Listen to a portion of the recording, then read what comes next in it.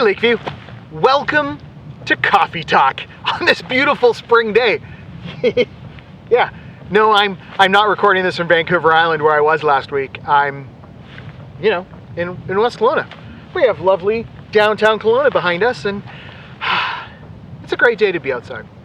Well, Pastor Jeff had us start looking at Matthew 6 this week. We had been in Matthew 5, right? It's that Sermon on the Mount section, we often call it. And he noted a change. He had been doing the case studies, and now things switch up a little bit in Matthew 6. And it starts with Jesus telling his disciples to check yourself before you wreck yourself. You probably a little surprised to hear it said that way. That's how it'll at least appear in the paraphrase for dads I'm writing called Word from the Father. Yeah, it's for dads who want to sound cool in front of their kids. I think it's a great idea. Maybe I'm going to have it come out in the shape of a cannon. If I could get it to shoot those little white mints with the crosses on them, that'd be fire. Anyways, Jesus had his disciples gathered around, right? And he shares now a concern. Pastor Jeff related it more to what motivates us. When we do what we do, why do we do it? Is it to look good? Is it to make sure that all the people around us in our lives, well done? Or is it to please God? Jesus isn't really having us consider what we're doing. It's really that why question. So why do we do what we do? What are our motivations? I considered a different way of shooting this video. I thought maybe I should set up the camera. Might even be in the same spot. Sit down in front of you and say, well, church, I thought about my motivations for this video and decided they weren't good. And then I just shut the camera off and walk away and leave it at that. But, the point isn't that we just do nothing if our motives are poor. No, the point is more, how do we shift our motivation when we realize that our motives are poor? How do we do the right thing for the right reasons? Or we could say it another way. If our reasons are poor, do we do nothing? Well, no, certainly that's not it, is it? I mean, sometimes you just got to get stuff done. Sometimes you just got to do the thing you got to do because it needs doing.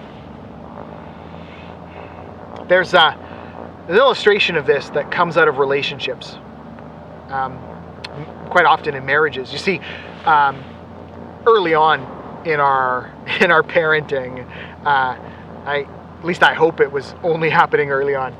But early on in our relationship, she would be at work, as she is now, of course. But when she'd be at work, I'd sometimes look around the house, look at our kids, and go, I should do something helpful. I should do something nice. Ooh, and then won't Sheena be so impressed when she gets home? Hopefully you can hear the sarcasm. So I would set about doing a few nice things. It was never a very long list, 2, 3 things max, and simple everyday things, right? It might be cleaning the bathroom mirrors. It might be, folding laundry. It'd be like, oh, Sheena, I washed the cupboards. Just standard stuff. And she'd come home from work, long 12+ hour day. She'd come in and I'd be at the door like a little puppy, excited to see her, mostly excited to parade her around the long list of things I had done.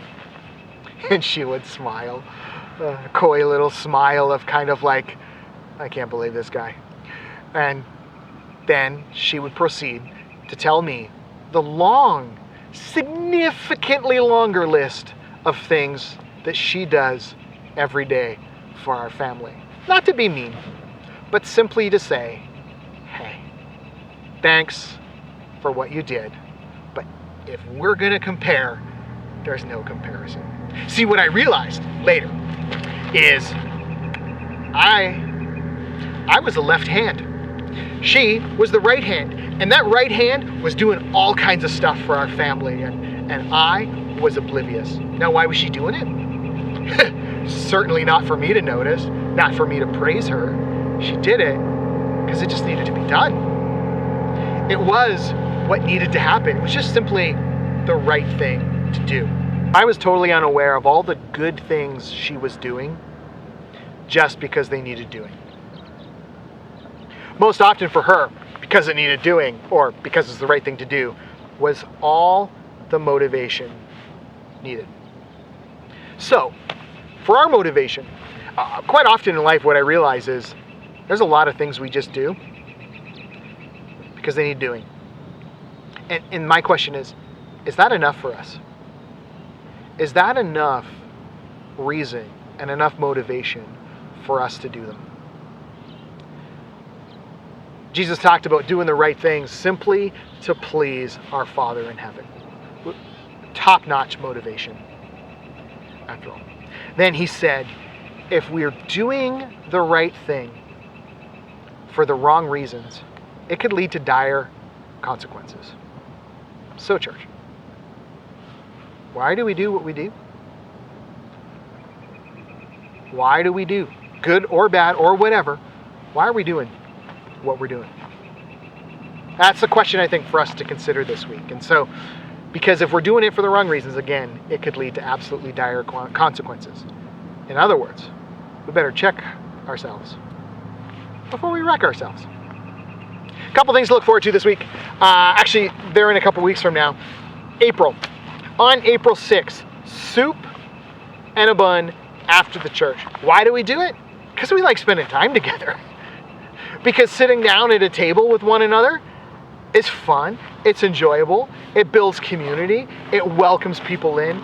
Long list of good reasons to do it. It's a lot of fun. Join us for that. And then April 8th, guys, pickleball at the church. I hear bring $5 because something about pizza or something, but mark your calendars, make sure you be part of that on April the 8th. It's Tuesday night. It's going to be a great night.